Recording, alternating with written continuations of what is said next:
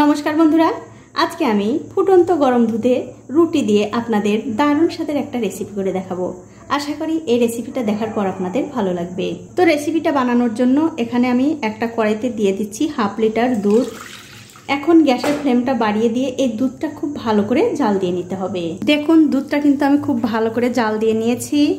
এখন আমি এর মধ্যে দিয়ে দিচ্ছি খেজুরের ঝোলা গুড়। আমি এখানে গুড় দিয়ে এই রেসিপিটা করছি, আপনারা চাইলে কিন্তু চিনি দিয়েও করতে পারেন। এখন এই গুড় দিয়েও এই দুধটা আবারও খুব ভালো করে জাল দিয়ে নিতে হবে। দেখুন গুড় দেওয়ার পর এই দুধটা আমি আবার খুব ভালো করে জাল দিয়ে নিয়েছি। দেখতেই পাচ্ছেন দুধটা কিন্তু অনেকটা ঘন হয়ে গেছে। এবারে গ্যাসের ফ্লেমটা লোতে করে দিয়ে এর মধ্যে দিয়ে দিচ্ছি 5টা রুটি। আমি এই রুটিগুলো আগেই ভেজে নিয়েছি।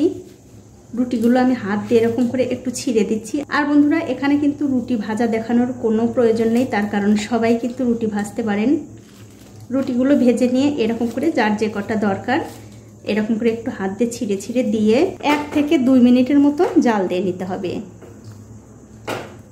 আর রুটি দেওয়ার পর দুধ কিন্তু খুব একটা জাল দেওয়ার দরকার নেই, তার কারণ হচ্ছে এই রুটির মধ্যে থেকে দুধ যদি বেশি শুকিয়ে যায় তাহলে কিন্তু খেতে খুব একটা ভালো লাগবে না। তার জন্যই যখন দেখবেন হালকা এইরকম একটু দুধ দুধ অবস্থায় আছে তখনই কিন্তু গ্যাসের ফ্লেমটা বন্ধ করতে হবে।